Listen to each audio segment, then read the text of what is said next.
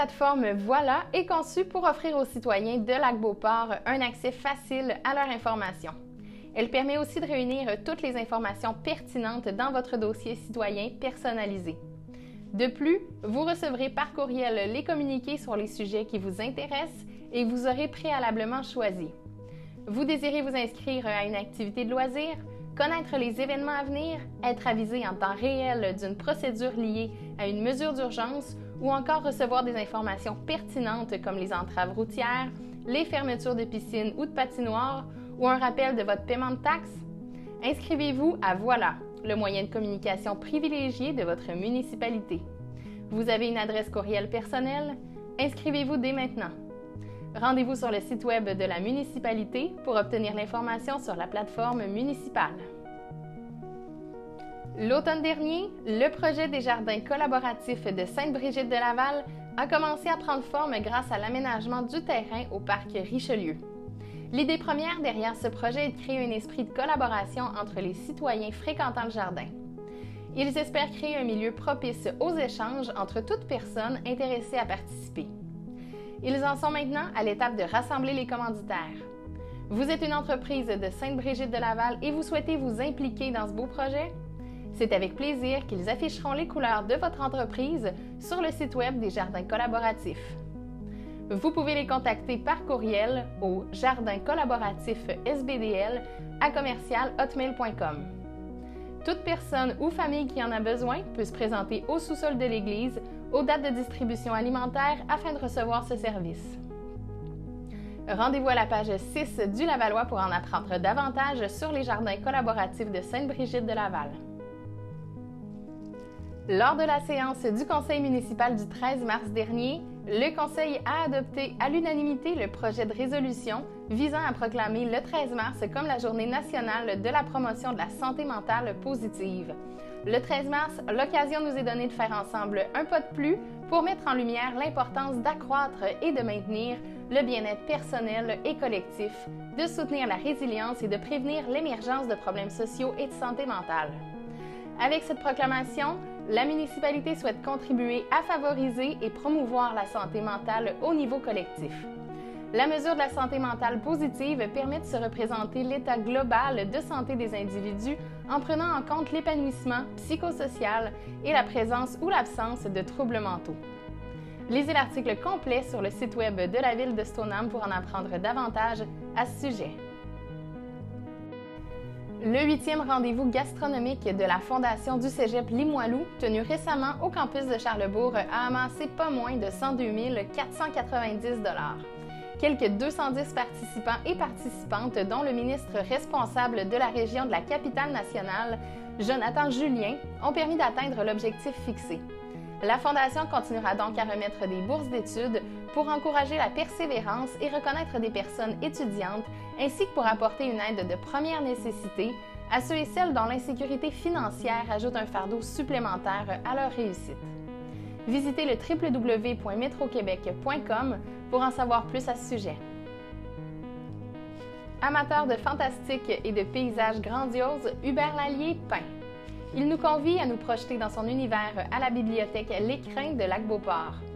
Aventurier dans l'âme, cordiste de profession, on comprend son amour des paysages grandioses. Hubert Lallier prend les pinceaux lorsque l'occasion se présente. Avec ses paysages, il n'est pas en quête de réalisme ou de perfection, mais plutôt d'ambiance et d'émotion. L'univers d'Hubert Lallier, à voir du 13 mars au 9 avril, selon les heures d'ouverture de la bibliothèque. Découvrez le portrait de l'artiste Hubert Lallier à la page 14 de l'Écho du Lac.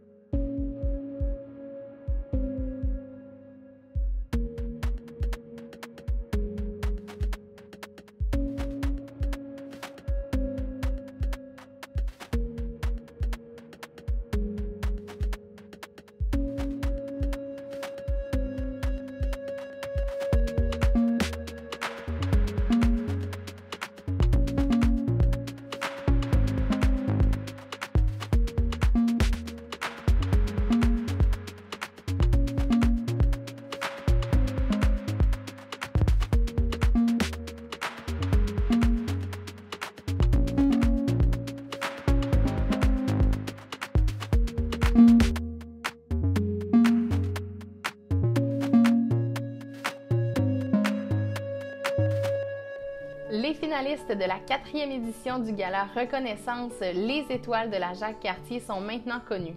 Pour connaître tous les finalistes, visitez le www.mrc.jacques-cartier.com. Rappelons que c'est le 1er juin prochain au Centre communautaire à Saint-Gabriel-de-Valcartier que les étoiles lauréates seront dévoilées. Avec le printemps vient parfois l'envie de faire des travaux de rénovation à la maison.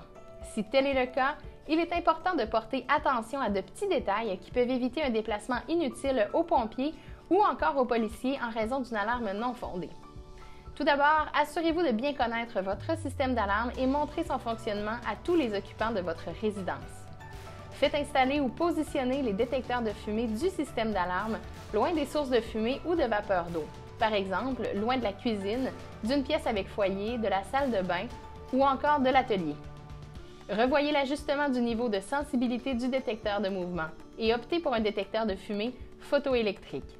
Ils sont moins sensibles à la fumée légère et à la vapeur, qui, elles, sont responsables de plusieurs alarmes non fondées. Évitez de fixer des objets pouvant bouger au vent lorsqu'une fenêtre est ouverte et assurez-vous que le numéro de téléphone de votre centre de télésurveillance est à portée de main. Prévoyez utiliser votre téléphone cellulaire car votre ligne téléphonique filaire sera engagée durant la transmission de l'alarme. Pour en savoir plus sur les alarmes non fondées, visitez le www.mrc.jacques-cartier.com, section alarmes non fondées.